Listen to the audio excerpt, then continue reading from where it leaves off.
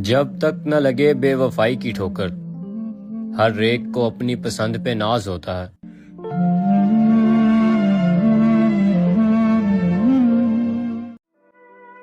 हमने तुझको बुलाने की खातिर कैसे कैसों से दोस्ती रखी। मेरा बर्बाद होना बनता था, सबसे पहले तेरी खुशी रखी।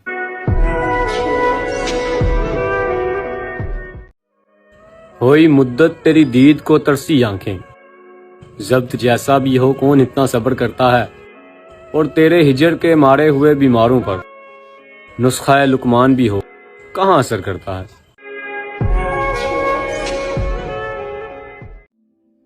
उसके बदलते लहजे ने ये सिखाया मुझे कि हर ताल्लुक का एहतमाम अज़ियतनाक होता है।